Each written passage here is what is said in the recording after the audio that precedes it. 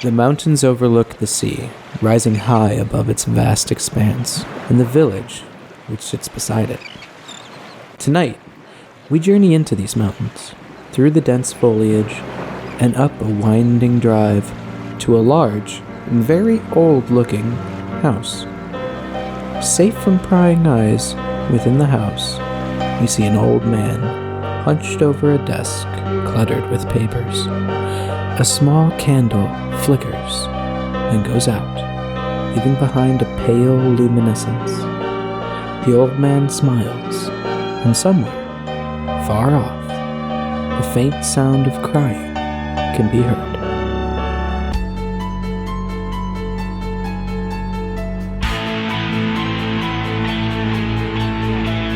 Welcome to Story 2 of Dread. Buckle up, chuckle fucks. It's my turn at the helm of this ship. Oh, no. What? So, tonight we will break with our long-standing tradition of introducing ourselves all before we start playing, and we will do something a little bit different. Tonight, all of you are going to a dinner. Each sent a handwritten invitation by one Silas Silius. That's a name. Yes. The silliest of all. Actually, yes.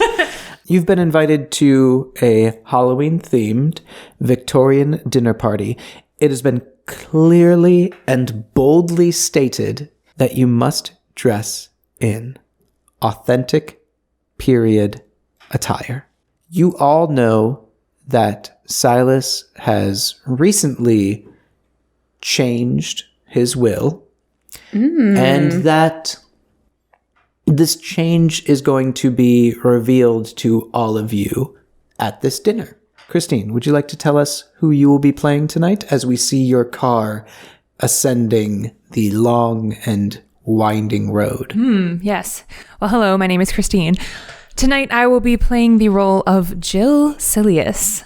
Jill is a nurse who has seen a lot of shit at the hospital over her career. So Jill's very logical, very straightforward, maybe a little emotionally turned off due to the nature of her job. So Jill, got this invitation, says I have to dress up. But knowing that all the stuff went down about the will, I feel like there's going to be some important announcement or development at this party. And I know the kind of people that are in his life. And I'm just concerned that someone's going to try and take advantage of him. And I will put on this costume in order to assist in maintaining Silas's charade. Not his charade. To help protect his legacy, because I do really respect him. What is your costume? I went to the thrift store and found a shirt with some poofy sleeves and a long red tiered skirt. That counts. But I'm definitely wearing my nursing shoes because they're very comfortable. And Jill, as you ascend the driveway in your what kind of car? It doesn't really matter. Toyota Camry, very reliable. Gray? Silver. So yes. No, there's a slight difference. So Jill, as you ascend the drive in your Toyota Camry, silver, could you please make a poll? I feel like the silver-gray debate is something that Jill talks with people about often. Gray is just unshiny silver. Yay, first poll! So difficult. It would be really, really sad if you... Yeah, I'm bad at making pulls from the tower, but not that bad. So, you arrive at this big brick manor home. There's a double front door. There are it's like a circle kind of a driveway. There's a fountain in front of it. The fountain is not on and has plants growing in it. There's I don't know how to describe it, but the word. We'll figure it out. We have a podcast. The stairs leading down sort of spread out as they get further from the door. Okay. Is that the stairs spread out as they Yeah. Widen. No, and I'm picturing like the stereotypical like haunted mansion, eccentric old Victorian home kind of spread with like multiple floors and weird balconies and alcoves And a random gargoyle. Yeah. This is exactly Or is it the a kind chimera? of aesthetic. Yeah, this is exactly the kind of aesthetic that I want and that this house is. From somewhere there's organ music playing. Suspicious. There's not, but maybe there could be. Who I'm knows? playing it on my radio. So that I gives us listen an to excuse for NPR. Marissa to put in organ music will. into the podcast. All right, so Jill, you arrive at the front. You pull up into the circle drive. You see Silas and, of course, his right-hand man, his butler, Percival, standing next to him. He has a butler? Of course. I have a question. Yes. Does Percival look anything like Tim Curry? Please, Can you yes. show me what Tim Curry looks like, please? You don't know Tim Curry? I don't know any famous people that aren't Avengers. You need to get out more. Yeah, can we have a don't. vote? Fob off the podcast. I'll say aye. Aye. Aye. Bye. I'm kidding. So, Jill, you pull up to this driveway. You see Silas Silius and Percival. So Silas says, "Well, Jill, I see that you tried for your costume." Silas, you knew I was not going to dress up. Your outfit meets the bare minimum requirements for entry. Won't you please come in with me? Percival will, of course, park your car Certainly. in the garage. Thank you. Or should I call it the garage for you? Well, considering I'm not British, garage will do just fine. Are you sure? I'm certain. All right. So I think you want to call it the garage. I very much would like to call it the garage. It's because, do you want to know why? Not really, but I think you're going to tell me anyway. I was going to, yes. It's because it's very similar to carriage, and we are in the Victorian age right now. Are you ready? Well, shall we go inside? Are you ready to take a portal through to the past? That is my imagination. I think I'm probably as prepared as anyone could be for that, Silas. Excellent. Let us go into the abode. Percival, the car. So you go inside. You go up the stairs. You go through the double front door. So you enter a grand foyer that has... Foyer. It's decorated with lots of unnecessary doilies that are, of course, lace. There is a sort of half-spiraling staircase. You know the upstairs to be where all of the bedrooms are. You and all of the guests were invited to spend the night. You're like, this is your grandfather-in-law's house, and it's a bit of a drive to get here. Right. And it's late in the evening. We're probably already. going to be drinking. Probably. As you come into the foyer, there is across from you a door which you know leads into like the great room. It's this really big room. It's lots of wood paneling. It's got big, like almost floor to ceiling length windows with like cushioned armchairs, usually like a big fire. There is, of course, the bust of a deer hanging above it, which Silas did kill with a bow and arrow, and he's very proud about it. And bow we'll and talk to you arrow? about it ad nauseum forever. That's actually a very common hunting technique. Really? Yeah. I don't hunt. That sounds... I don't either, but I just know stuff. Oh. That sounded really savage. I'm sorry. Sounds like something I would say. Yeah. I've been spending too much time with you. So, but through that room, you see kind of the trickling of smoke coming, like from the crack in the top of the door. Silas doesn't seem to notice this. He is, of course, walking with his cane, and he is just talking to you, asking how the drive was. Was it pleasant? Hey, Silas, do you Yes? see this smoke that is coming out from this door over here? He looks, he squints, he takes out his reading glasses and puts them on, and looks and peers again, and he says, "Fuck!" And he, like, shuffles very quickly in that direction. Hey, Silas, don't open the door before you put your hand to it to see if there's like actively a flame on the other side. So Silas just kind of like bustles over. He says, yes, whatever.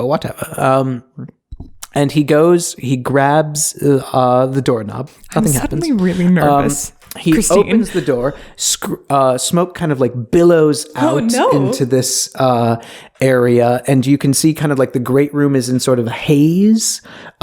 You can see through the doorway. And I start looking around for a fire extinguisher. Sure. There isn't one in the foyer. Although you can make a pull to see if you know where a fire extinguisher is. Yeah, I think I would know that. Okay. The second pull of the evening. Second pull of the evening, and we haven't introduced two characters. Dun, dun, dun. I mean, I feel bad though because Christine died the last time. If she dies on pull 2. Maybe I'm setting it up so that you will die in the future. How could you? Thank you for the successful pull. Jill, you know that there is a fire extinguisher in the kitchen. Obviously. You know that the kitchen, you can get to it one of 2 ways. Well, I guess 3 ways technically. If you wanted to leave the house, like go out the front door, which you just came in, there's a back entrance around the back. You would go like to the right of the house and come in. You could also, there's a doorway to your right, which you know leads to the study/library, which has doorways, a door in the back that leads to the dining room, and then through the dining room, you could get into the kitchen. Or you could just go into the great room and then go to the back, and to the right, there's the kitchen. I'm going to go out the front and in the hopes of catching Percival to let him know what's going on as well, and then I go around the back to the kitchen. Okay. You run outside, you don't see Percival, he still seems to be parking your car in the garage, and you run around to the back, burst in through the back door. You see a man who you have never seen before and you've never seen here. You know that Silas does not employ a chef, but they're wearing a white chef's outfit. It looks slightly like haphazardly put on. You can tell like one of the buttons isn't buttoned all the way. You can tell like the back of his shirt is like tucked into his pants and like it shouldn't be. And that's weird. Yeah. Reverse French tuck. Yeah. Weird. He's not wearing non-slip shoes, and that's something that you specifically noticed. Oh, yeah.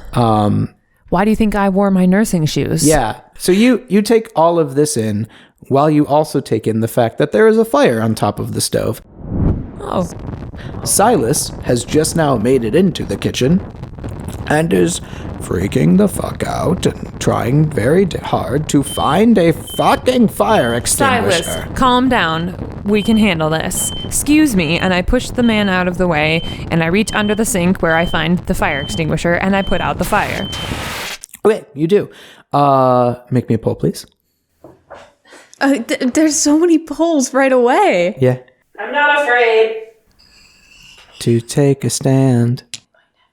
The fire is put out. The man who you push out of the way, he's like tall and kind of reedy. He's looks very out of place in a kitchen. So, what were you cooking here? Oh, I was sort of just trying to and he sort of looks down at like a hastily written sheet of paper. He's like the flamingyan. Oh, This guy's not a fucking chef. Are you kidding me? I turned to Silas. Silas, do you know this man? Yes, this is my cook, Carson. When did you hire a cook? Oh, he's a fairly new addition to the staff. Percival, in his old age, was unable to attend to my many, many very highly specific dietary needs. The man looks very uncomfortable about everything that is being said and done in the kitchen right now, and just sort of starts awkwardly chopping an onion. Silas, how did you find Carson? Obviously, I went on the dark web, which is Craig's dark web. Craig's dark. I went on that. Thank you. I was trying to remember that one. I went to the dark web of Craigslist Well, to you know, find me a chef. On the dark web, cooking can mean something entirely different. I trust Craig and his list. This Craig seems like a very reputable individual. You know, Silas, if I were you, I'd maybe look for some new help. What do you mean? This boy is very competent other than this one major incompetence that he has shown. Well, Carson, we will have to speak of this, and this will be coming out of your pay. And he gives Carson kind of like a cheeky wink, like they're both in on some sort of weird joke. Well, I don't like this. So, we will move on to Jacob. That's me. You are arriving at this house at this exact moment. You pull up as Percival is walking back up the front of the steps. What are you driving and who are you? My name is Abbot Aquarius. I'm driving a classy old town car, all black, of course. I'm a well-known man about our town. I come from a family of means, if you know what I mean. And a family of very good names. I thought you were going to say, my name is Abbot Aquarius. I'm a Sagittarius. but that's just where my mind went. Well, maybe you can play my character next time. No. How do you know Silas? Silas and I are old business acquaintances, I guess you would say. We were in business for a time, and then we weren't. And what does that mean? it means they're no longer in business together. Been about 5 years, I'd say, since we've had business relations. And at the end of your business relations, you ceased speaking to this man? I suppose I did, yeah. This has been quite some time since we've had communication. Excellent. Why did you come here tonight? I was invited and told money might be involved. Money very well might be involved. Did he ever say what he was wearing? No. What are you wearing? What do fancy old Victorian men wear? Tails. Yeah, like a frock coat. That. Now, okay, so I have a question for me personally that this is a thing that they don't know about. But, like, is this a legit outfit that you still have? Or is this, like, a Halloween costume that you had to go buy on the cheap very quickly? No, I feel like I'm not that far off from my normal wardrobe, probably. I just chose the fanciest and maybe the whitest of the suits. And he had the nice monocle. Oh, yeah. So, you drive up, you park your car in front of the, I guess, grand staircase leading up to the front steps. You see Percival beginning to climb them, but he sees your car and turns around. Ah, Abbot, I see that you have arrived. How pleasant to see you again. Oh, Percy, you old fool. I suppose you'll want to park the car.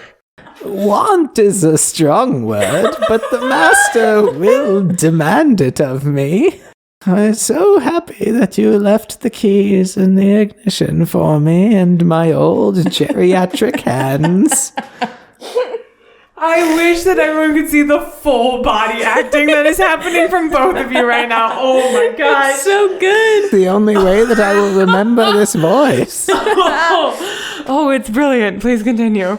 So, Jacob, are you going to go straight on in? What would you like to do? Yeah, I'll head up the steps and I guess I'll ring the bell. Okay. Jacob, would you please make a poll for introducing yourself? After you've introduced yourself, would you make a poll, please? What happens if I say no to this one? You immediately die. I mean, actually, A you trap can. door opens beneath your feet and you are sucked into hell. You ring the bell. Jill, you hear a very majestic kind of sound. And Silas says, "Ah, yes, that must be someone at the door." And he goes and he walks out of the kitchen, leaving you and this cook. Carson is still awkward. He has moved on to awkwardly cutting garlic up into a very, very fine mince. So, Carson, how long have you been a chef? Oh, just today's my first day, actually. Oh, did you just graduate from culinary school? Yes. Very convincing. I have my diploma at home if you want to see it. No, that's fine. How do you know Silas again? He found me on Craigslist. Okay. That's what he said, right? Like Craigslist. Are you from around here? Yes. Don't I speak with the right kind of accent that everyone from around here speaks with? Sure. Well, it was nice talking to you. And I exit the kitchen. Thanks. It was... okay. Yeah, bye. What a weirdo. I go back out into the foyer to see who has just arrived. Okay. So, Abbot, the door in front of you opens and you see your old friend, Silas Silius. And he says, "Oh, Abbot, I am so glad to see you here for the reading of my altered will." Ah, Silas, I see. You did in fact come. When I heard there would be a will reading, I thought maybe you had finally passed. That sounds as though you were, anticipating my demise. Should I be worried, Abbot? Anticipation's a strong word. Perhaps hopeful was more appropriate. That seems quite a bit stronger in my opinion, but that is okay. Please, won't you come in and sit down at the dining room table? Dinner will be served fairly soon. And then we get to the reading of the will? Yes. At this moment, Jill, you come walking back into the foyer. And I see these two elderly men looking menacingly at each other. Yeah, they're, yeah. And I am suspicious. Sus. Silas looks at you and says, "Ah, Jill, so nice of you to come check on me and my guest. Why don't we all go and sit down? I believe that we can begin shortly after one of our guests comes down, and we are still waiting on my granddaughter. But she will arrive fashionably late. Well, that was always her style. Is that a personal attack? Because I am always fashionably late. You are usually there before I am, so you're good. So the three of you all go into the dining room. I think I've seen you around some of the family gatherings before. Remind me of your name. It wouldn't be from this family, that's for sure. My name is Abbot Aquarius. I was the proprietor of the Family Fun Time Amusement Pier down in the city. You might recall. What? Oh, yes. Wasn't that the one where the kid died because they didn't inspect the Ferris wheel? No, that was the one across town run by that flag-based amusement chain. Gotcha. We almost killed Marissa. It looked like she almost fell out of her chair. Flag-based amusement chain. I see. Well, Abbott, nice to meet you. I'm Jill. Oh, Jill, you say you're part of Silas's family? By marriage. Silas is my grandfather-in-law. I see. And which one did you marry? Travis is was my husband. Ah, yes, I did hear about his passing. I'm sorry for your loss. Thank you. And you guys are now sitting down in the dining room having this discussion. Silas says, I am going to go rouse my grandson, and then hopefully by that time my great-granddaughter will have arrived. So who is coming? My grandson and granddaughter. My grandson is already here. He has been staying with me and helping me. Oh, sorry. I'm being a dumb RPG player. Continue. Nah, you are fine. It is okay, Jill. The mind is the first thing to go. It is all right. I assure you my mind is completely here. As I was saying, I'm going to go grab my grandson. And Silas walks out of the room. And you both hear a crash and a thump come from upstairs. This is like right after he leaves the room. So it's probably wasn't him unless he can like sprint up those stairs real fast. Perhaps not. At this moment, we smash cut to another car driving up the winding stairs. Is it me? Oh, look at that. It's Marissa. Hey! Who were you playing? What are you driving? How do you look? And make a pull. Okay. So I am driving, you see, a 2010 Hyundai Elantra gray pulling up the driveway. Hyundai or Hyundai? Whichever you prefer, I guess. I don't know. And it has like 160,000 miles on it. It also has a fun quirk that sometimes after it's parked at random for no reason, the car alarm will just start going off because that's my personal hell in real life. And I hate it. It could be going off right now. Who knows? But I am playing Sienna Silius. She is Silas's great-granddaughter. She hasn't been home for a while. She went to college out of state and then got a job out there as well. She has been back for holidays and stuff, but she hasn't really seen Silas because the rest of her family, her parents and her brother, have already been cut out of the will and the family. They've been more or less excommunicated for something stupid, and Silas is very eccentric and he wants nothing to do with them, but she's still in his good graces, which is why she's here. So she, parks her car, locks it once and kind of like winces and hopes it doesn't go off and disturb the evening.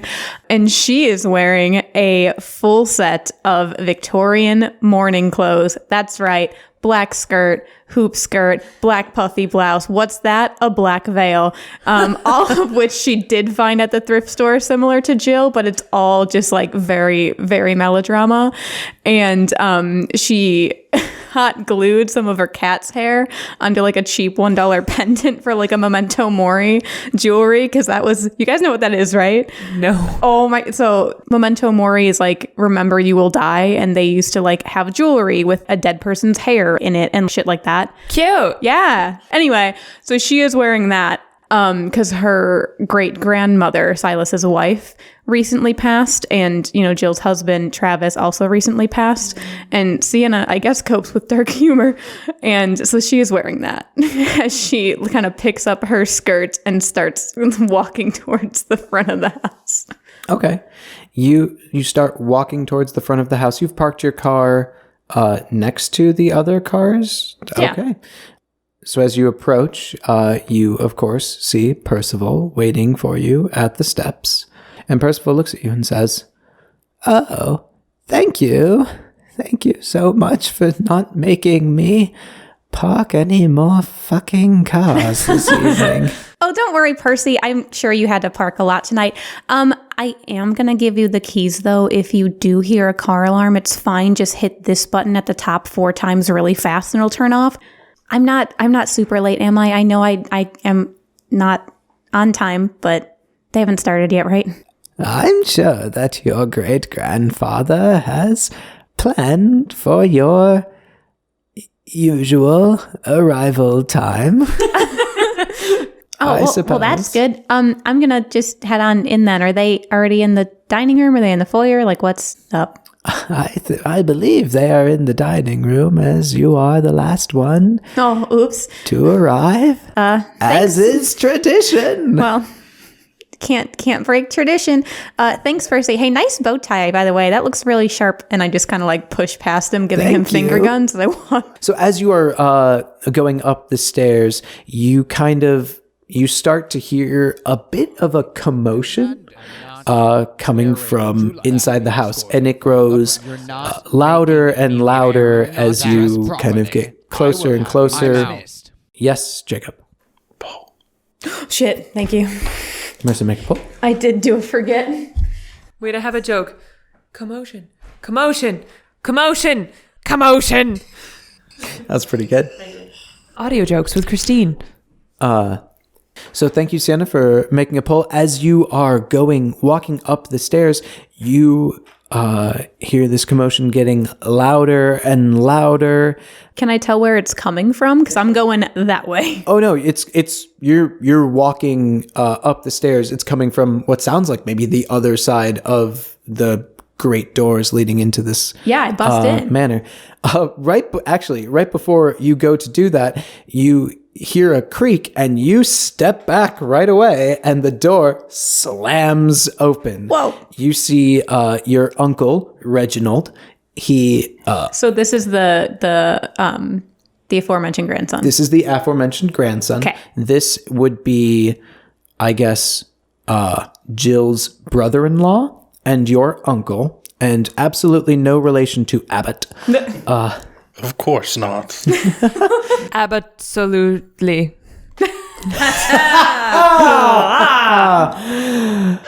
You see your uncle, Reginald, bursting out of the front door, saying, "I'm not wearing any of it." And you hear Silas behind him. "If you don't put it on, then you will not be able to attend, and I shall strike you out of my will. I don't care. I'm not putting that on." So Reginald just busts past you, doesn't really seem to notice that you're there, goes over to Percival and says, "Percy, my car." And you see behind him Silas holding a corset and hoop skirt in a bright blue color. Cute. Percy is starting to dodder his way over towards the parked cars. Oh, wait, what? Hi, Uncle Reggie. Hi, Great Grandpappy. Sorry, I'm late.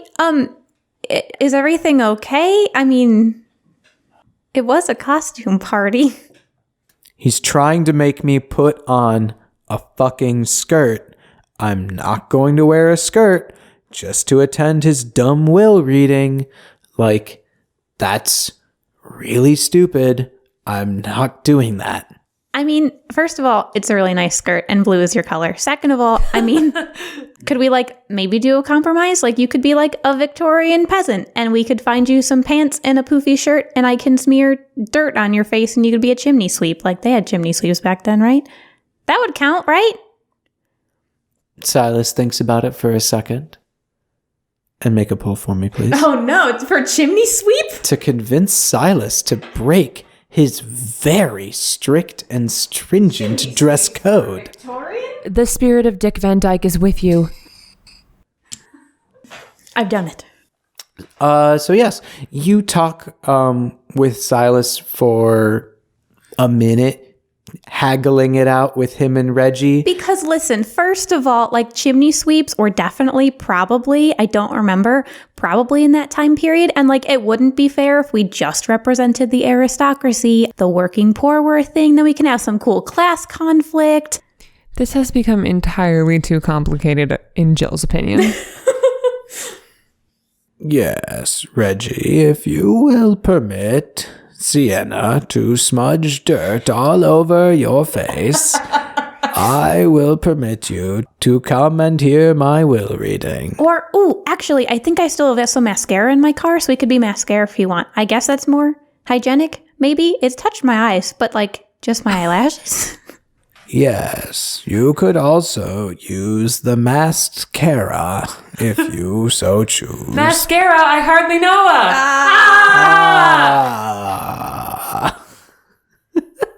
It had to be done. It did. Here, Percy, stop. You don't have to go down any more stairs. We're good. I promise. It's fine. Come on back. Percy looks at you with just the most grateful eyes. You see that they start to water with thanks. And he looks at you. Oh, thank you so much. I'm just going to go inside. And he kind of looks at Silas and says, and take my seat at the table? And Silas says, yes, of course. Please go. Rest your old weary bones or whatever it is you do. And There's some weird tension between those two.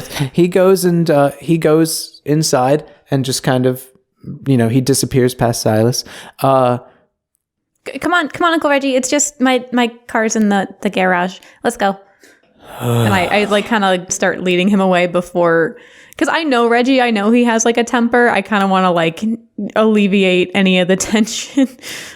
So you take him back to your car. He's like kind of muttering to himself the whole time. It's like, it's for the fucking money. It's for the fucking money. I mean, and it's to like please great grandpappy. How's he doing? I heard you moved back in here a little while ago.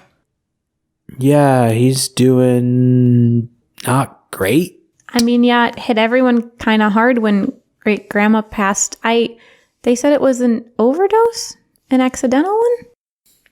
That's what they say. Was, I guess, mixed up her pills? I mean, I don't know. I mean, were you living here when that happened? Like, that's not... No, I moved in after she passed. Just to kind of keep an eye on him, Percy's not exactly... He's not as able as he was when he was younger. Yeah, no, I mean, I get it. He still gets around pretty okay, though. And like this whole time, I'm like a picture of an artist with a paintbrush just like going ham on this man's face. I mean, I don't know. I still don't know if I buy it. It's not like great grandma to be disorganized. She had that little pill organizer, but I mean, whatever. We're here for the will and for Halloween, and it's spooky and fun, but... Super fun. I mean, come on. At least you didn't have to wear the skirt, okay? And I turn him around so that he can look at himself in the car door mirror. Yeah. Ta-da! Working class. Woo. You probably have TB. Oh, I have lipstick. That can look like fake blood. Do you want me to smear that on your face too? I'm gonna start going back to the house now. Okay. Bye. We go back to the house. He gives you like a thanks kind of nudge on the way back to the house. That's probably the most I've ever gotten for him. So yeah.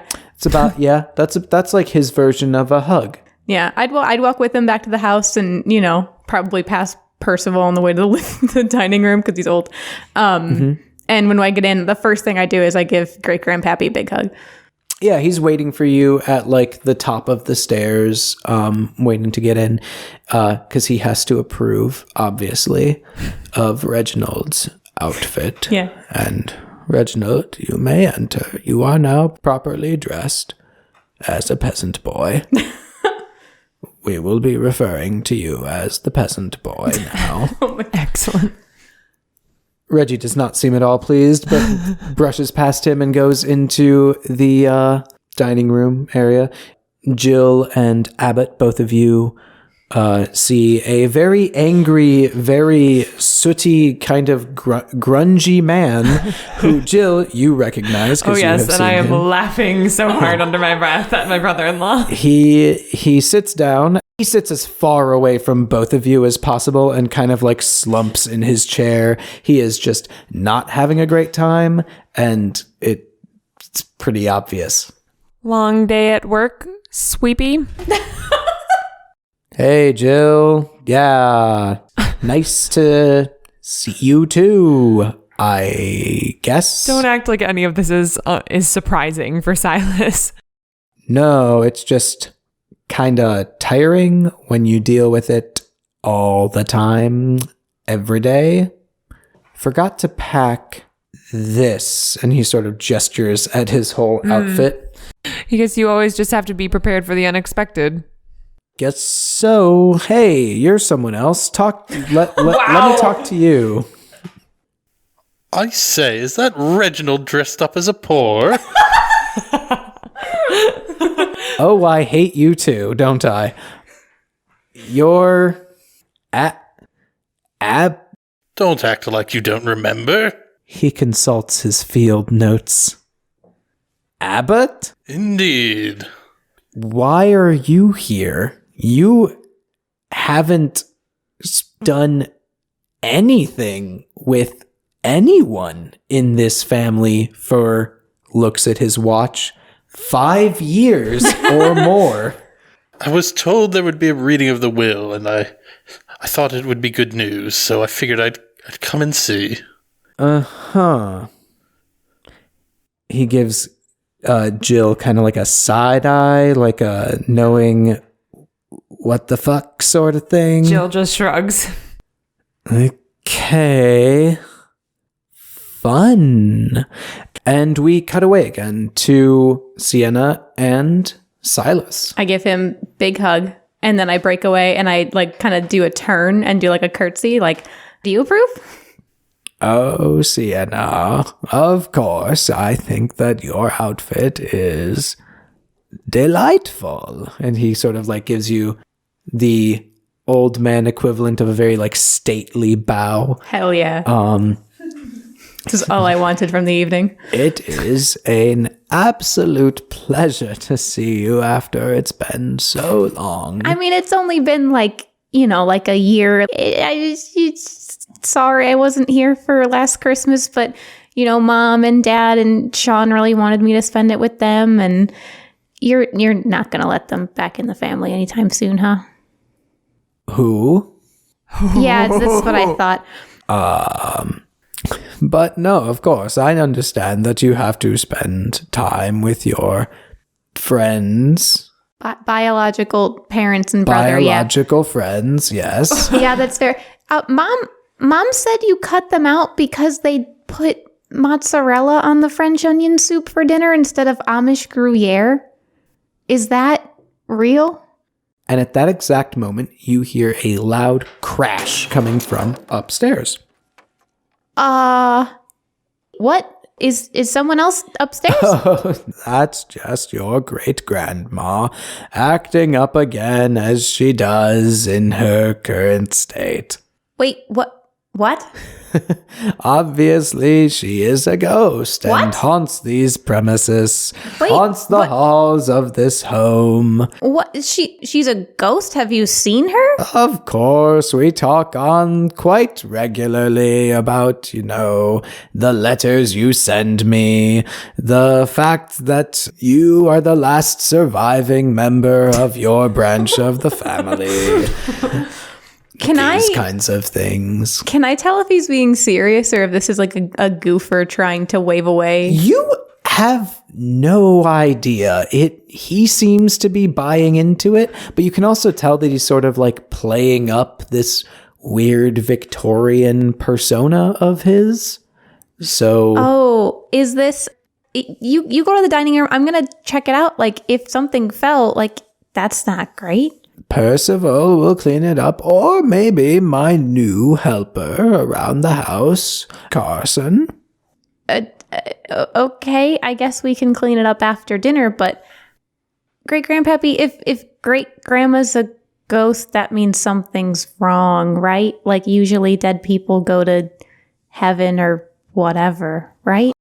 You remember how I always joked about haunting your ass if you don't keep writing me?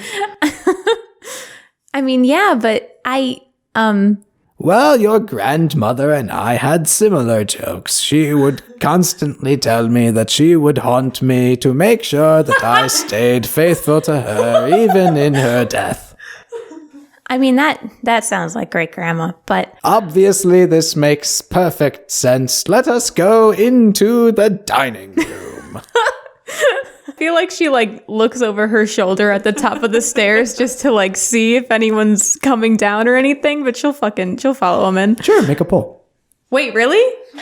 For looking over my shoulder? Yeah. Welcome to Dread. I don't like making polls. I like telling you. It's already kind of bad. Obviously, this makes perfect sense. Thank you, Sienna, for making a successful pull. You look at the top of the slightly spiraling staircase, and you notice just almost at the very fringe of your vision, you see, is it a shadow? Is it some kind of weird smoke haze? You're not really sure, but you think for just like a fraction of a second, maybe you saw something? I make a mental note to wander the house tonight and explore and do a ghost hunt. Okay. But yeah, I would go into the kitchen. I would be like, hey, Aunt Jill, you look great. I like your skirt. Hi, Sienna. It's good to see you. Okay. So as everyone's now sitting down, you see this man, Carson, who I've already described, but he comes in, he's carrying a bunch of trays on his arm, balancing them. They're all wobbling, and he seems very unsteady on his feet, but he does manage to put something in front of all of you. Mystery meat. It looks like it was supposed to be a salad. What? How do you fuck up a salad? He also does put one in an empty seat, which he then takes and sits down with all of you. Silas says, "Everyone, time to tuck in." Say, Silas, as much as I love a good pile of food, wouldn't this be a good time to discuss the business you brought us here for? Something about a will? Ah, yes, Abbot. Always one to get right to the point and heart of the matter. That is something that I do admire about you. If you will indulge this old daughter of just one measly trifle before we truly start eating this incredibly appetizing meal. Percy, if you would, of course, do the thing. Percy stands up and he gets out a tray, and Silas looks at all of you and says, "If you would, of course, there were no phones in the Victorian age. If you would all, of course, surrender your mobile possessions for the time being." What if instead you just told me the thing and then I could head back to my home? Oh, well, come on. That's no fun. Like, That sounds very fun to me. But where's your Halloween spirit? Come on, it's just a cell phone. It's not like we were going to be on it during dinner anyway. And I would slide my phone into the whatever Percy has. I guess this might as well happen. And I gave my phone to you. Reginald kind of looks at the tray, looks at his phone, looks at the tray, shrugs, puts it on. You see Carson just kind of like put it on. His phone's weird. How so? It's clunky, and it looks like it has a lot of like ports and things that you guys are not used to. So like imagine an iPhone. Now make it bigger and give it like a scanner on one side. What? It looks really weird. Are there any acronyms on this phone? None that you can see. I like that question, though. But so Carson puts his phone on the tray, and Percival comes over to you, Abbot. Fine, let's be on with it. Okay, and you put your very cheap flip phone on the thing. So Abbot says, "Percy, if you will, of course, hand them over to me." And Silas takes all of your phones and puts them in his satchel, which he, of course, carries with him at all times. Wait, what is Silas wearing? Silas is wearing something that is not period appropriate at all. This asshole. He is wearing a court jester's costume. Wait, for real?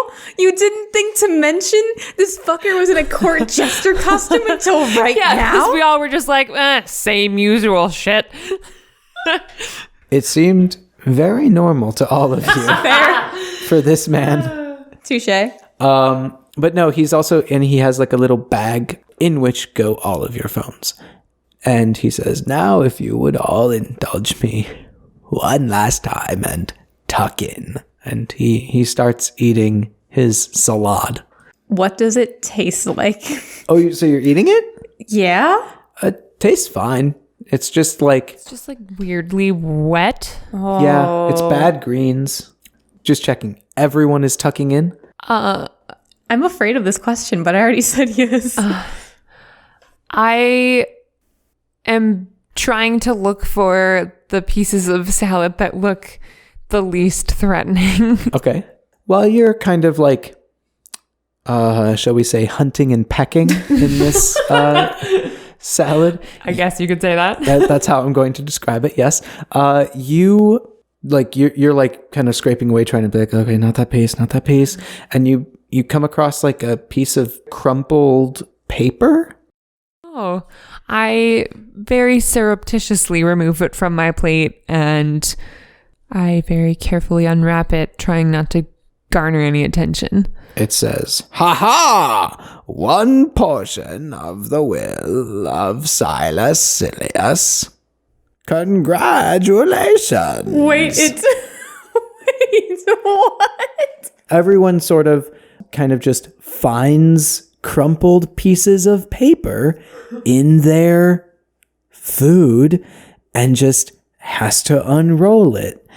When Sienna finds hers, like, she's not discreet at all. She's like, whoa, really? Great Grandpappy, is this legit? What do you mean by that? Was it really like a scavenger hunt? Surprise, everyone, and welcome to my Halloween Victorian Spectacular. Oh boy. And so Silas stands up and he looks at all of you and he says, "Now, thank you all so much for coming. You have in all of your possessions one portion of my estate. I have cleared this all through legal. Don't worry about it or think about it too heavily. That would ruin the podcast. What I have done is attached to each of these documents 1/6 of my estate, and each of you are entitled to that upon my imminent demise." Imminent? Yes. Are you sick? Oh my god. The podcast wouldn't be very good if I survived God. Now, unfortunately though, in order for this paper to be legally binding, it requires a stamp of approval. I, in my great cleverness and whimsy, have hidden 6 stamps inside my estate. Ooh. Oh, so it is a scavenger You all hunt. don't look as pleased as I thought you would be. And how do we find these stamps? Of course, you go and look for them. Is there a time limit? Yes, you have until I die, which will be Wait. decades from now, hopefully. I mean, yeah, you're not that old. You're only like, what, 87? I'm like 94. Who Oh. counts anymore? Time is an illusion. Time is meaningless. I'm as spry as a 10-year-old chap. Are all the stamps the same? Like, if Aunt Jill finds a stamp, can't she just stamp my paper too? You think I wouldn't have thought of that? Each stamp may only be used once, and all of their patterns are unique. Wow, your lawyer must have had a field day with this one, Oh, huh? they hated the shit out of all of this. But I am an eccentric kook with lots of money. Oh, well, that's awesome. Is anywhere in the house off limits? Of course, you may never go into my secret chamber. Yeah, okay. You don't have a secret chamber. Aunt Jill and I have been at this house forever. And Well, I mean, I don't know how long you've been here, Abbott. Sienna, if it's secret, then we wouldn't have known about it because it's secret. And Jill, this is why I do adore you and love that you are part of our family. Thank you, Silas. Abbott, you don't seem as pleased as I thought you would. Look, the financial wealth which you are entitled to, maybe. Yeah, it's just like you doddering old fool to turn this into some sort of game or pageant. Why can't you just be straightforward with us and give us our portion? Because I am a doddering old whimsy man. And now for the kicker of this. There's a because there kicker? wasn't enough. Oh, of course not. So, each one of your papers entitles you to 1/6 of my estate. However, it only applies not to you in name, but to the holder of the paper. You are familiar with, global security certificates? Is that the word for it? Bearer bond? Yes, the bonds of bearing. You are familiar with these bearings bonds? Not No, really. unbearably not. Oh, this is a tragedy. So basically, whoever bears the bond owns the bond. So So he takes out $20 and he says, "See how I have $20?" Yes. Okay, he hands it to Sienna. now I have $20. Now Sienna has $20 and it is no longer my money. So you're saying Will we all be getting $20? I would like my $20, please. here, Abbott, here, I'll trade you $20 if you give me your paper. You must be a fool. He says, Abbott, do you really require $20 from me? If you're distributing $20 to all of your guests, Not to all of my guests, to my esteemed great-granddaughter. Hey, listen, Abbott, if you help me find some stamps, I'll give you $20. I don't care. how about you help me find some stamps and also give me $20? We can reopen negotiations depending on how the evening goes. Silas, I have to ask, why did you invite Abbott to this? Isn't he your business rival who you haven't spoken to in 5 years? Rival is not the word I would choose. We were... Abbott, you would describe us as associates at the time previous to this one, wouldn't you? At a previous time, I suppose we were entangled in the dealings of business. There you have it. I have invited an old friend of mine who now hates my guts for reasons that you do not need to concern yourself with. And you invited your new friend, Carson? Hey, Carson, by the way, great salad. That was a cool goof. How long have you known him? Oh, Carson and I. He claps the man on the back, and Carson just kind of poof, gets knocked forward slightly by the old man who clapped him gently on the back. This poor man. And Carson looks at you and says, we go way back. It's been, 2 years or so. 2 years? Yeah. I thought Silas found you on Craigslist. That's right. He hired me on Craigslist last week, but I've known him for 2 years. Yeah, you're on my list. Clearly I'm here and I have every right to be, and it's perfectly fine. And I don't have to like you though. I'm here for legitimate reasons. This scavenger hunt, when does this begin?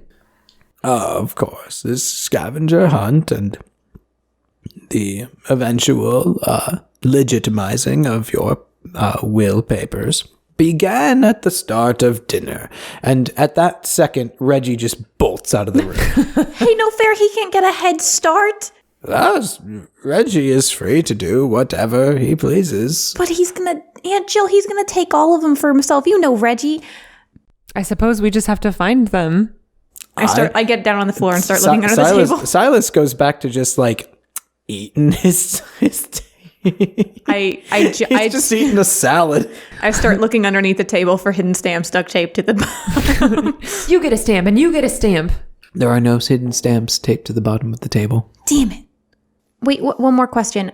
Great Grandpappy, is it just inside or is outside Z's also available? I may have hid a stamp outside, but... Aw, beans. Is there any benefit if we find more than one stamp? Of course, you can then barter for someone to give them the stamp to stamp their paper. And Listen, Abbott, I was serious. If you want to help me find a stamp and give it to me first, I'll give you $20. And I mean, Aunt Jill, I don't want Uncle Reddy to get everything. He's a dick. Like, do you want to partner up, strength in numbers? Sure, I'll go with you. Yes. I'm going to hang back a little bit and consult with my dear old friend Percy. Okay, your loss. Come on, Aunt Jill. And I fucking drag you out of the room. I guess we're going this way. So, out of the dining room, there are 3 doors. You can go south to the study/library. You can go north into the kitchen, or you can go west into the great room. Library. Okay. You guys go to into the study/library. I think we'll come back to you guys in a second. Abbott, what are you and Percy going to talk about? Oh, Percy, old boy, it's so good to finally see you again. How I've missed you all these years. Oh, Abbott, you're so full of shit. Anyway, there's no way this doddering old fool has hid 6 whole stamps all by himself. I know how he operates. You must have helped him out. You must be willing to help an old friend out and tell me where the damn things are. An old friend is a strong word to describe our past relationship, but I could be persuaded to... Now, Abbott, you wouldn't be trying to game the system right in front of the man who made the damn thing. The whole damn thing is a game, you fool. Yes, I'm an old whimsy man who likes my whimsy games, and you're trying to ruin it. You know I don't care about your game, old fool. Just give me my portion and I'll be out of your hair and you can play whatever damn game you want. Now, both of you, please stop fighting. I, of course, will not show Abbott any particular place, but there's no harm in us searching together, Silas. I suppose, provided that you will not cheat. Oh, of course. You and Percival leave the room. Very, very slowly. Where do you go? The great room, I suppose? Mm-hmm. It's a good call. Percival, of course, leads you into the great room and says, Abbott. Oh, Abbott. I lied to Silas just then. I, of course, would be happy to cheat the system. But, of course, you must do something for me in return. Of course, I will retrieve my own car at the end of the evening. You don't have to worry. I'll manage the walk. Make a poll, please.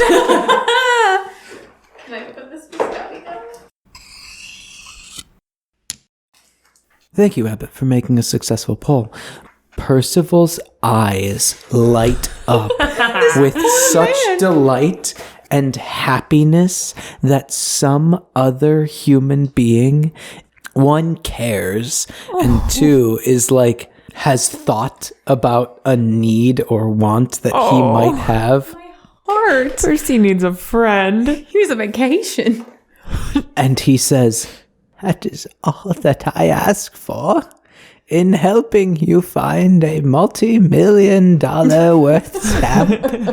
I ask only that you retrieve your own car from this garage, because it is close to carriage, and we are in a Victorian era at the moment. So, Percival's going to lead you to some stuff. We'll get back to that.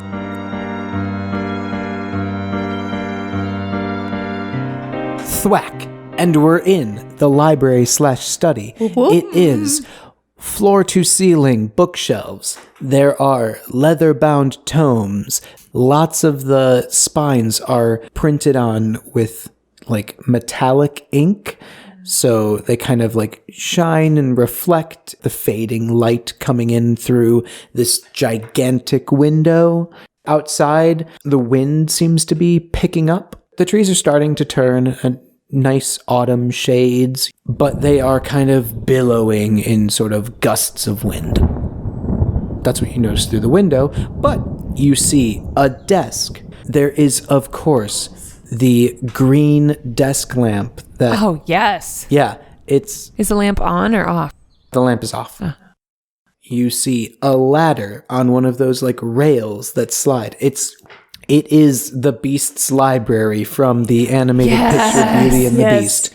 Has Silas read all of the books in this room? Yes. Of course not. Oh. But he wants to. Well, I'm going to start by turning on the light so we can see more clearly. You turn on the lamp. There is also like a light switch on the wall, which would light up a gigantic chandelier. So I do both of those things. Okay. You just keep mentioning that lamp, so I feel like there's something important there. You turn on the lamp and you see kind of like in the like lampshade of it, there seems to be some kind of like thing obscuring the light. Yeah, I'm going to inspect the hell out of that. It's a stamp. Hey! So, like, I'm going to stamp my paper. Cool. Okay. I've got my stamp. Now let's find you one. Wait, you already found... Oh, come on. Sorry. Okay, I mean, congratulations, I guess. I'll help you find yours. Oh, thanks, Aunt Jill. You're the best. Do you think he probably has like a false book or something? Or maybe there's like a secret. You pull the book and it opens a thing? Yeah, I was wondering if maybe that was... Be cool if we found a secret passage or something. All right, hold on. I have to... and I hoist up my skirt and start like ascending it, which is, I'd imagine, very difficult in a hoop skirt. Here, just make sure I don't fall and start looking on the bottom shelves. Maybe there's like a pattern to them. I look kind of broadly to see if I can notice if the colors are lining up in any specific way. It seems pretty hodgepodge and higgledy-piggledy. Mm-hmm. You even check, it's definitely not alphabetized. It seems... Is it by period? The Dewey Decimal System? No. You find like parts of series in one section, but then you find the other part like on another shelf in another place. That's the spookiest thing we've encountered so far. I hate it. As I'm looking, I would kind of be talking down to you like, hey, so you've seen Great Grandpappy. I know I've been kind of MIA for a little bit. Has he mentioned anything to you about seeing Great Grandma's ghost? Yeah, I mean, I wouldn't be surprised if she was haunting him. So you really believe her ghost is here? I mean, I think it's possible. Okay, I guess. I mean, Great Grandpappy's always been kind of eccentric. This is just kind of a lot, and didn't know if it was like early signs of dementia or something. Yeah, I mean, it could be that. It could also just be a coping mechanism. Grief is weird and different for everybody. Yeah, no, I know that. God, that there's so many fucking books, and I just start going ham. Yeah, so as you're climbing up, like pulling books at random, like trying to see if anything happens, make me a pull. I did it.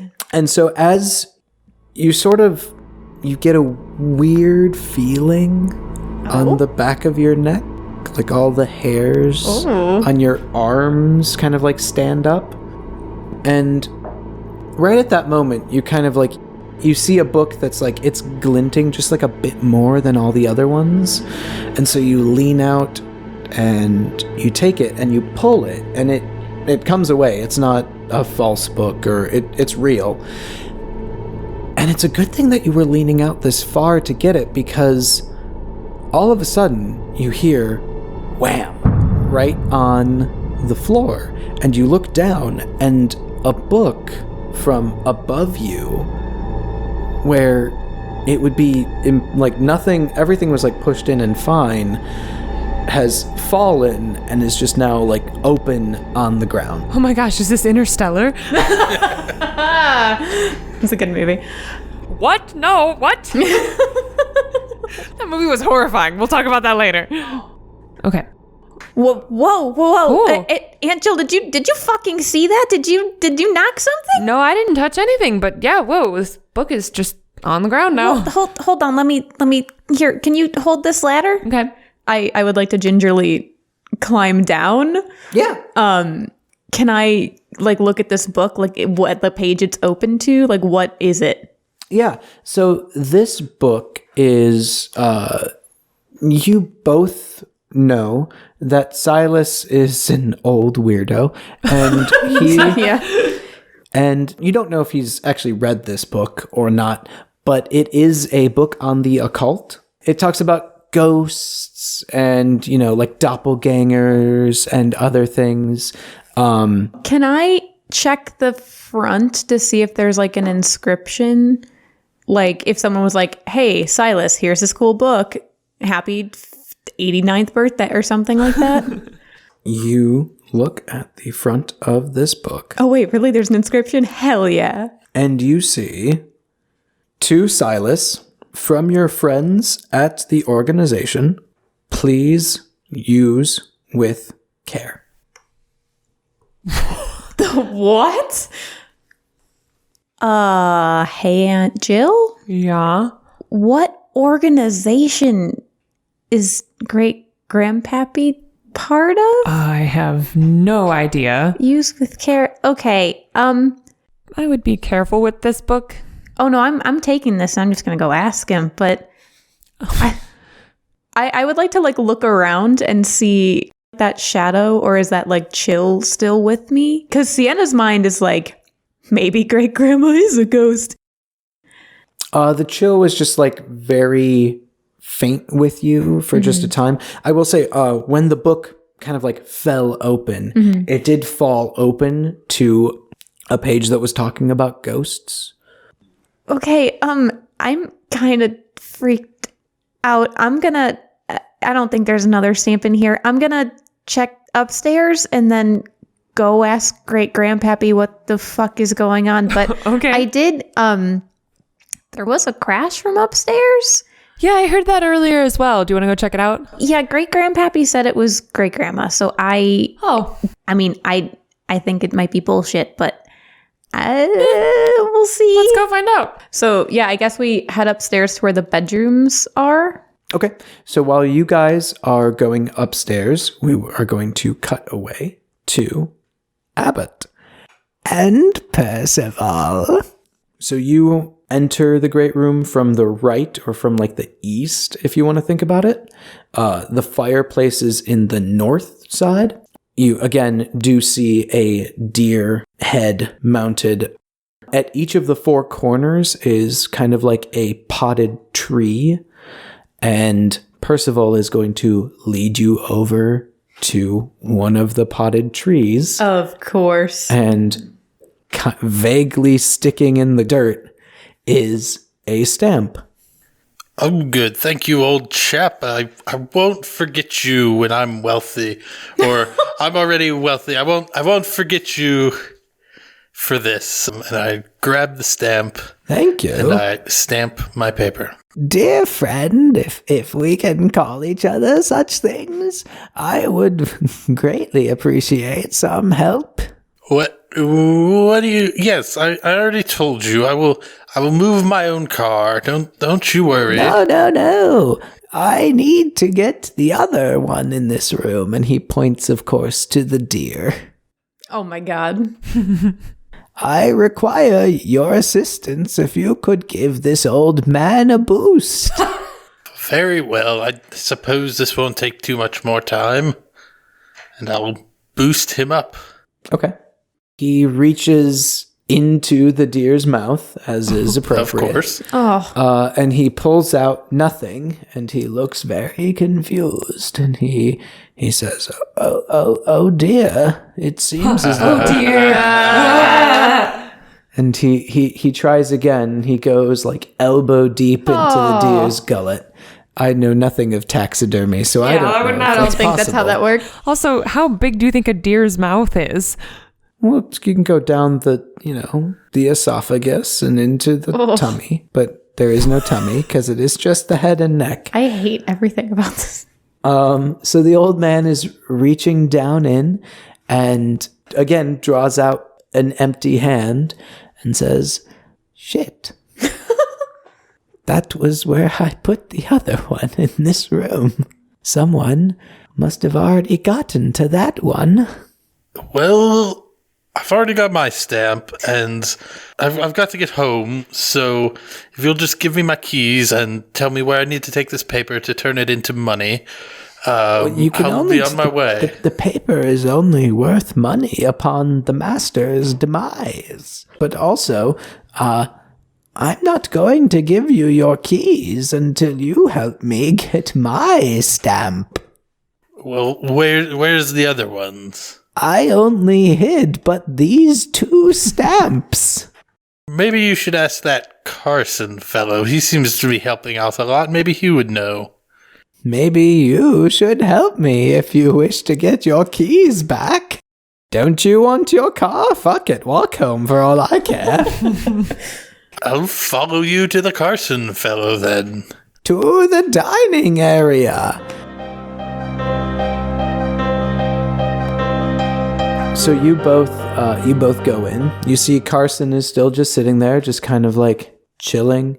He and Silas are just having a conversation which stops abruptly upon your entrance. Oh. Abbot, you would notice, because I think you would notice such things. You look at Carson's paper, and it is already stamped.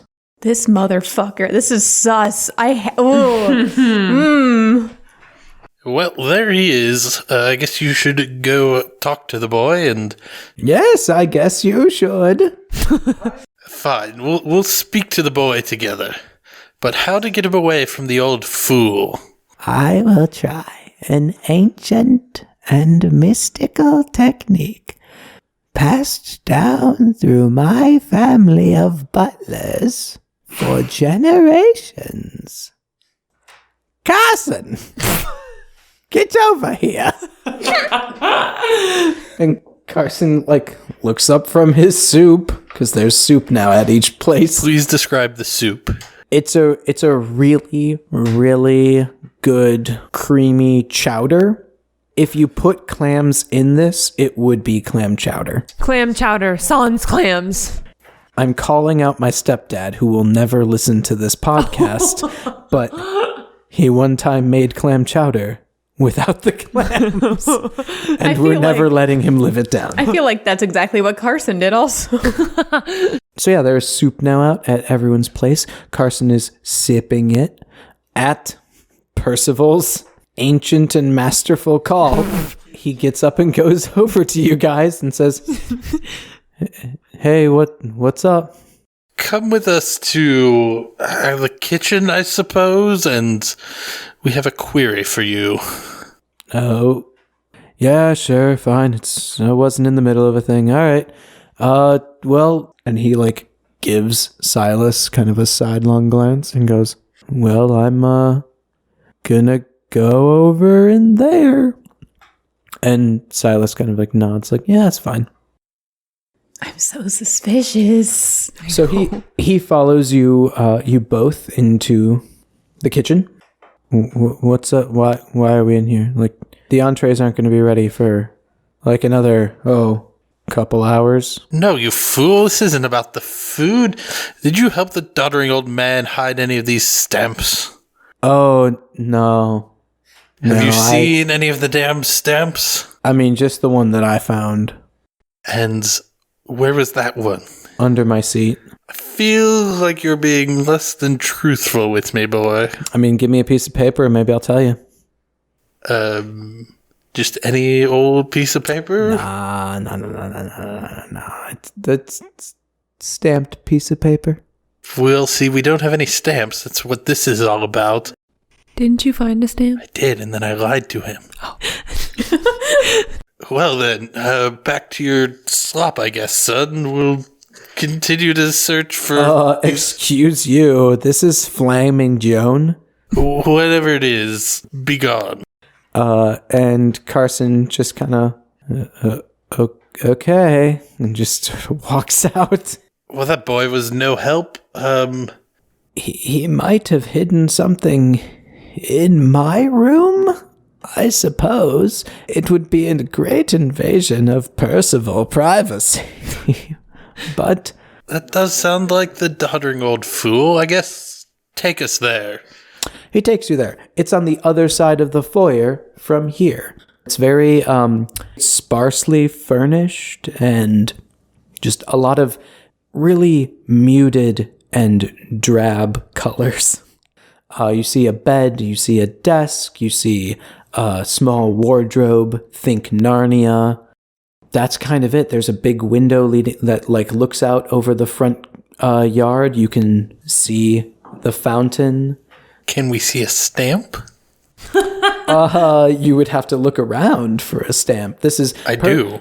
Well, you take that half and I will look in this half. And he goes and starts rummaging through a dresser drawer. Not a dresser, his desk. Where would you like to look?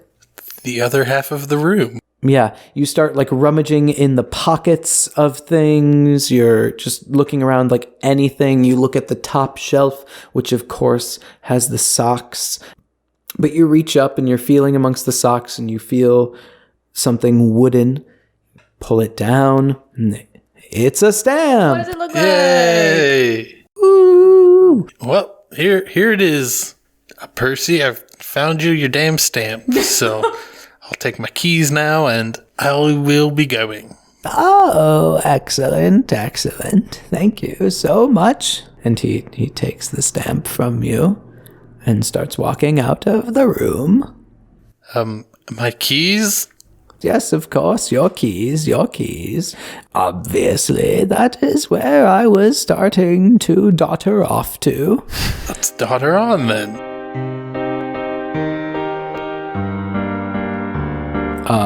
We're going to cut back to Sienna and Jill. So the upstairs, basically one big hallway. The way to get up here is to go up the spirally stairs. Mm-hmm. At the far end of the hallway from those stairs is a doorway on your right. That'll lead you into the master bedroom. And then on your left are 4 doors, 3 of which are to bedrooms. 1 is to a bathroom. Cool. I mean, we're checking Great Grandpappy's room, right? Sure. We bust in. Okay, so you go into his room. Directly on the wall to your left, when you come in, is an additional fireplace. There's also books, and then in the middle, there's his bed, and there's a desk next to either side. There's a chest at the foot of the bed. Oh, there's also a door in here that leads to his, the private master bath. Mm-hmm. I would immediately check the nightstands and the additional books to see if they're also occult themed. I'm going to look in the chest at the bottom of the bed. Okay. So the chest at the bottom of the bed, just clothes. You rifle through it very quickly. This is eclectic taste, but Sure. nothing. Makes sense. Yeah. Sienna, you look at the books on the bedside tables. One of them you can tell isn't Silas's. It's romance novels. Oh, it's great grandma's.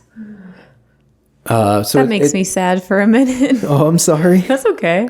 But yeah, it's romance novels, and you open up the drawer and it's a jewelry box and stuff like that. Does great grandma have a rosary in her jewelry box? She does. It's made of opalescent pearls. I pocket that just in case. Okay. And I'll just start like searching the desk, searching the lamps, searching like behind the headboard, like whatever. Okay. You start looking behind and like in all of these things. You see on Silas's bedside table, there are books on like ghosts. Do any of them have the same inscription? No, nothing else about anything. These a couple of them are like library checkouts. But yeah, no, you start like going through all these things. You don't see a stamp. And then you hear a crash again. From where? It's coming not from inside this room, but from the bathroom. I look at Aunt Jill wide-eyed and just like bolt towards the bathroom I follow. and throw it open. Okay. So you throw open the bathroom door and you have to stop yourself because you see that the mirror in the bathroom has shattered and there is just broken mirror all over the floor. And in the center it looks like a stamp. Holy shit, he wasn't kidding. Great grandma? This is you, right? You don't hear anything. Okay. Thanks. I would like to very gingerly, I'm wearing shoes or whatever, like tippy toe like through the glass and kind of bend down and pick up the stamp. Make me a pull. Whoa. It's a little wobbly. It's pretty. It's okay. It's still okay. Oh boy. Very nice. All right. And so you pick it up, you reach down, you stand up, no problem. And you turn to leave. And like as you turn, you turn over where the mirror used to be, and you see a face staring back at you. Do I recognize it? It looks like your grandma, but it also looks wrong. Oh no. It's just a little bit too long, like places, and the proportions are just a little bit off. Her skin is different. It's glowing a pale blue light that sort of just emits from her. Oh, I hate it. And so as you lock eyes with her, her jaw unhinges and she lets out this scream and just flies at you, flies through you, and is gone. What? Oh my god! Angel, you saw that right? Uh-huh. You saw that right? Oh my god! Oh boy. I am clutching the stamp, I'm clutching the rosary, and I just fucking book it downstairs, screaming, "Great grandpappy, great grandpappy, great grandpappy!" So, Trailing not far behind. Yeah. Abbot, so you and Percy have just gotten your stamps. Of course. So you both start walking to the dining room when you hear a scream. It's coming from upstairs. And coming down the stairs. And starting to come down the stairs. Very swiftly. And then, suddenly, who comes careening into your group of people are Sienna and Jill. Looking like they just saw a ghost. Oh. Sienna almost runs into you as you are like stepping out of Percival's bedroom. Oh my god, Abbot, is great grandpappy still in the dining room? We gotta go. Come on. Oh my god. Oh my gosh. Percy, I saw great grandma, but it wasn't, I can't, and I'm just continue running. Really weird. All this commotion is attracting some attention, and in through the front door is Uncle Reggie, and he's like, What's going on? Who's freaking out? Why are we freaking out? We saw grandma. But like not yeah, grandma. like her and pictures in the hallway. Ghost grandma, apparition of grandma. And at that exact moment, you all hear a scream coming from the dining room. Is it Silas? It doesn't sound old. It sounds... Is it Carson? I mean, that would be the only other person. Fuck it, I'm running in. I'm running in. I'm holding my rosary out like a shield. You burst in. I'm going to say that everyone has followed. Yes. And you see Carson standing over Silas, who is slumped. No! You're a nurse, save him. Okay. Well, there seems to be maybe a murderer in the way. Carson looks terrified. Carson has just found him. You could assume. So I run over to Silas and I check his vitals to see if he's still breathing. Yeah, so you run over to Silas and you turn over his body and has no pulse. What? He's not breathing. And around his throat, you see glowing blue handprints.